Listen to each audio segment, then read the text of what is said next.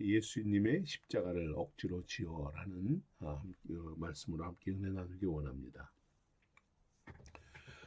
기독교는 어떤 종교인가요? 기독교는 우리는 구속의 신앙을 믿는 종교다라고 말을 합니다. 구속의 신앙은 세상 어느 종교에도 없는 기독교만의 신앙이며 기독교 교리의 핵심이지요. 구속이란 죄를 대속하여 구원한다라는 뜻이죠. 즉 노예와 같은 인생들을 값을 치르고 사는 것을 말합니다. 로마서에서 바울은 우리에게 이렇게 말합니다. 모든 사람이 죄를 범하였음에 하나님의 영광에 이르지 못하더니 죄를 범한 인생들은 구원받을 수 없고 파멸할 수밖에 없는 이런 존재들이죠. 그러나 하나님의 독생자이신 그리고 하나님이신 예수 그리스도께서 인생들의 죄를 대신하여 고난 당하시고 십자가에 달려 대신 죽으심으로 값을 치르셨습니다. 그리고 우리를 사셨지요. 그리고 하나님의 영광을 얻게 하시고 구원 얻게 하신 것, 이 신앙이 바로 구속의 신앙입니다. 그런데 이 구속 신앙은 예수님이 십자가에 죽으심으로 갑자기 튀어나온 신앙이 아닙니다. 사실 구속 신앙은 하나님께서 인간이 범죄한 이후에 끊임없이 구속하시는 분으로 구약에 등장합니다. 믿는 자들을 구속하시며 구원하시는 역사의 하나님임을 성경은 증거하고 있어요. 하나님은 다윗은 하나님의 구속하심을 이렇게 증거합니다. 하나님은 나를 영접하시리니 이러므로 내 영혼을 음부의 권세에서 구속하시리이다. 인생들을 죄와 음부의 권세로부터 구속하신 하나님은 바로 독생자 예수 그리스도를 통해서 온 인류의 구속을 완성하신 것이죠. 바울은 그리스도 예수 안에 있는 구속으로 말미암아 하나님의 은혜로 값없이 의롭다 하심을 얻은 자 되었느니라 증거합니다. 그렇습니다. 우리가 구원 얻고 영원한 생명 얻은 것은 예수 그리스도의 구속의 은혜입니다. 주님의 구속으로 구속의 완성을 이루신 것이죠. 은혜 없이 은혜로 값없이 받은 선물인 것입니다. 주님은 우리의 몸과 영혼의 구속을 허락하시며 영원한 하나님 나라를 상속해 주셨습니다. 우리가 당해야 할 어리석음과 죄악의 수치와 모욕을 고난으로 주님께서 당하셨습니다. 우리의 죄의 결과인 파멸과 죽음을 주님께서 우리 대신 십자가를 짊어지심으로 생명으로 값을 치러 희생하셨습니다. 우리의 모든 죄의 삭슬 십자가로 갚아주신 주님을 찬양하며 나아갑니다. 믿음으로 섬기는 저와 우리 생수의 모든 성도들의 되기를 권면합니다. 오늘 마태는 이처럼 놀라운 구속의 주님을 증거합니다. 주님께서 짊어지신 십자가의 은혜를 우리에게 전하고 있습니다. 하나님의 아들이신 주님께서 아무런 죄가 없으시지만 우리를 구속하시기 위해서 고난과 고통과 조롱과 십자가를 지신 은혜를 말씀합니다. 이 은혜를 묵상하는 이 아침이 되고요. 또한 주님을 찬양하는 우리의 삶이 되기를 소망합니다. 정말로 속전속결이라는 말이 적합한 표현인 것 같아요. 아무리 불법적인 일을 할지라도 한 사람의 생명을 다루는데 채 하루가 걸리지 않습니다. 반나절도 소비되지 않고 즉시 그를 처벌을 하고 죽입니다. 바로 예수님을 죽이는 유대인들의 이 잔악함을 말하는 것이에요.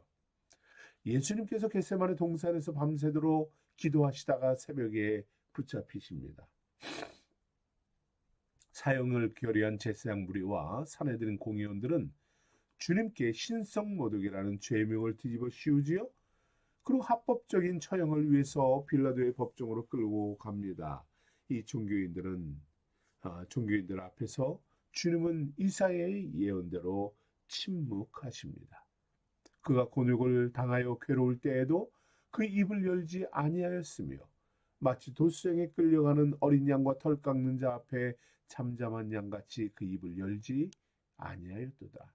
침묵하시고 그리고 잠잠히 계신 주님은 고난과 고통과 십자가의 죽음을 맞이하십니다. 오늘 마태는 주님께서 당하신 순환과 조롱과 핍박을 상세히 우리에게 증거합니다. 수치와 모욕을 받으신 예수님을 볼 수 있습니다. 28절 29절의 말씀을 보면 그의 옷을 벗기고 홍포를 입히며 가시면류관을 엮어서 그 머리에 씌우고 갈대를 그 오른손에 들리고 그 앞에서 무릎을 꿇고 희롱하여 가로되 유대인의 왕이여 평안할지어다 합니다. 로마 병사들은 의도적으로 옷을 벗기고 수치를 줍니다. 하나님의 영광을 입으신 예수 그리스도 메시아 예수 그리스도께서 악한 인생들에게 옷벗김을 당하고 위협과 멸시를 받으십니다. 주님께서 옷벗김을 당하신 것은 인생들의 삶에서 당하는 육신과 영적 헐벗음을 위로함입니다. 우리의 삶의 궁핍함을 위로하심이며 영적으로 궁핍하여서 고통을 당하는 이러한 수치와 모욕을 주님께서 위로하심입니다. 우리가 수치와 모욕을 당할지라도 여러분 절망하지 마십시오.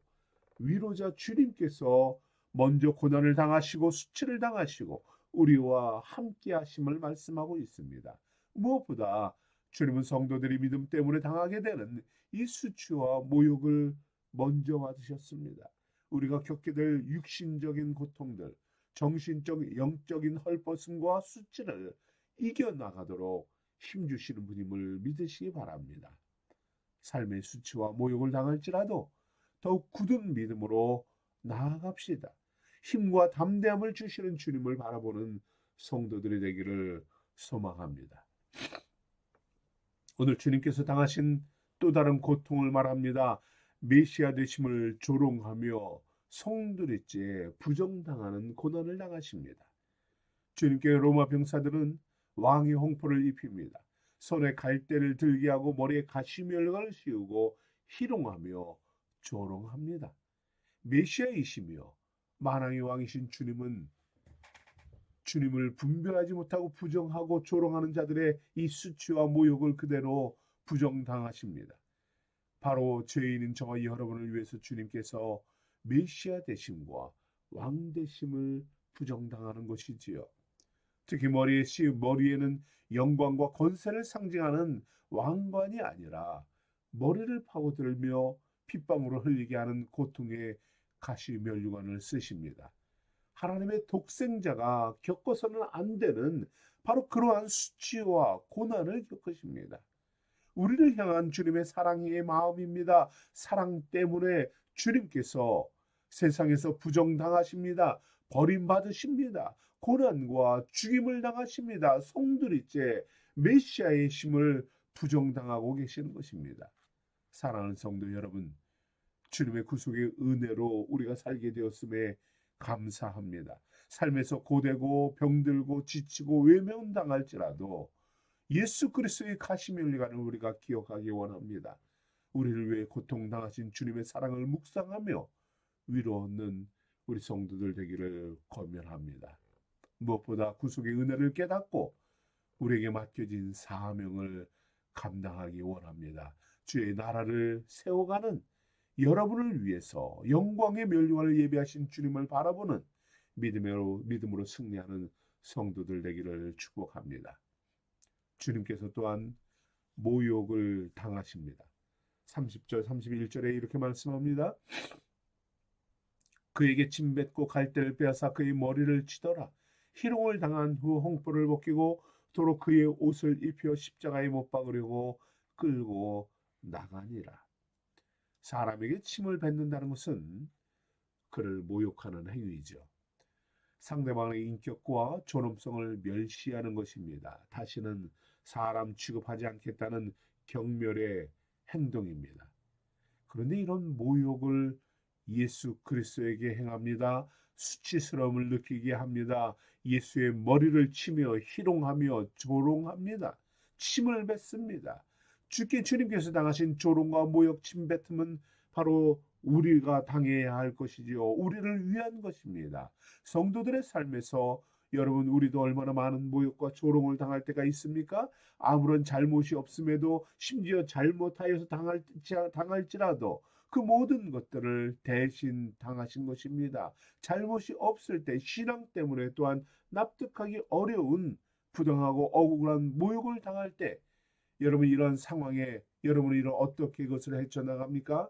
우리는 주님께서 당하신 모욕과 조롱을 기억해야 합니다. 아무런 죄와 잘못이 없음에도 주님은 침뱉음과 폭행과 희롱을 당하십니다. 이런 고난을 당하시지만 분노로 싸우지 않으시고 저주하지 않고 그리고 그들을 품으신 주님의 사랑을 우리는 바라봐야 합니다. 사랑으로 참으시고 모욕하는 자와 싸우지 않으시고 그들을 긍휼히 여기신 주님의 사랑을 닮아가는 우리가 되기를 원합니다.